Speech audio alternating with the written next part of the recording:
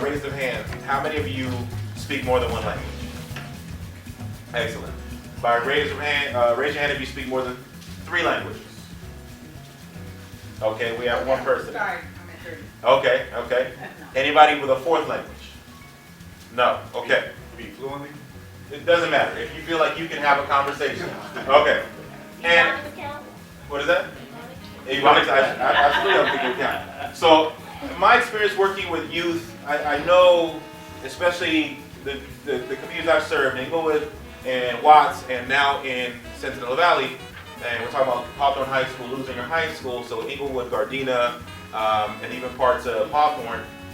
A lot of students aren't necessarily convinced that learning a second language is a priority. And I have, obviously the first argument you give people when youth, specifically when they say they don't want to learn a second language, is you need it for employment. But I would say that shouldn't be the focus of our conversation with youth. When we talk to youth about learning a second language, it should be about language being linguistics, being a doorway to culture and understanding people, especially in a more global community, global world. Our children need access to different languages. They need to access to different cultures. And we are doing our children a disservice when we do not expose them as early as possible. I have a 2.5-year-old son, for example. And Spanish is spoken in my house. That's not the only language I want to speak in my house. I was talking to someone earlier about, I took some flashcards, 5x11 flashcards, and put them, no, too big, sorry, 3x5 flashcards, and put a Mandarin, different language, basic words in Mandarin, blender, door, and put them around the house. And us being the role models, they need to see that we're, number one, we make it a priority to learn about different languages and culture, and we're not stuck in our own culture, right? So I'm not here to preach about what parents should be doing. I want to offer suggestions. What should we do? We create within our own community. Absolutely. And what are some examples of creating those opportunities for children in our community? As far as, you need skilled people, so you want to do that. Location is key. Right. And, I guess, advertising. Right? No. And then you get the word out through social media and other avenues of advertisement. Right.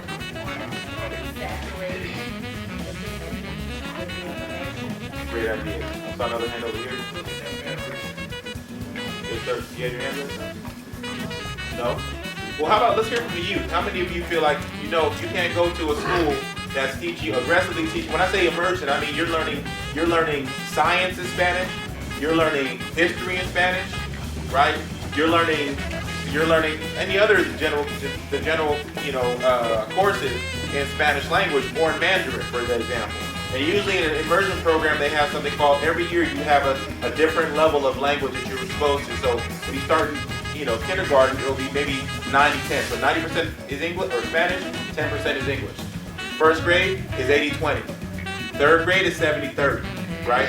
So it works that way up so that you're gradually being exposed and saturated the earlier you are in your age to the second language. So any other ideas, parents? Well, what else can we do as parents to make sure our children are not just bilingual, but bicultural, or multilingual, multicultural?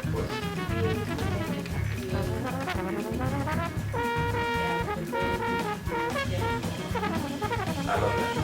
So what do you mean by schedule of learning? Something in the home? In the home, and also using it's not enough to just say,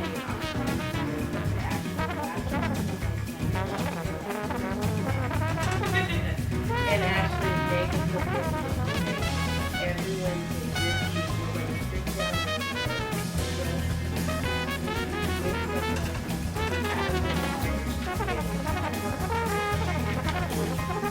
let's make it a focus this year, 2016, to study different cultures. Or let's focus on one specific culture, Indian culture. I don't know. And what are some cultural celebrations throughout the year, and what do they do? Right? And let's practice that at home so our children are exposed, and I learn as a parent as well. And I'm thinking about things I actually want to do with my own child. You know, because I think it would be fun, and I would bond with my child doing these things. And he will see that his dad is a lifelong learner as well. And I think that's important for our children to see that you'll make yourself vulnerable so they can make themselves more vulnerable to learning as well. So when we think about diversity, and I want to share just some thoughts from positions I hired, right? My position, I work in the district office now. When I was a site principal, my job was to hire teachers, to hire safety officers, to hire teacher assistants. And oftentimes, I took a course on diversity at SC. And, when we think about diversity in hiring, sometimes you think about skin color, right? But really, diversity is about language. Diversity is about gender, right? I want to hire, if I have too many males on my campus, I want to hire females. Usually in education jobs, right? I have female teachers. I want to hire male teachers. And I want to hire male teachers that are black and brown. I want to hire male teachers that are black and brown and bilingual, right? So think about, as a parent, all right, and you children, think about where you're going the next 5 to 10 years, and where your children are going the next 5 to 10 years.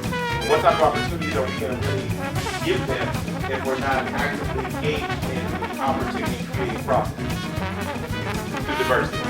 So, and I think that's the process, because you actually have to think about beginning to end, how exposed my child is going to be to the global opportunity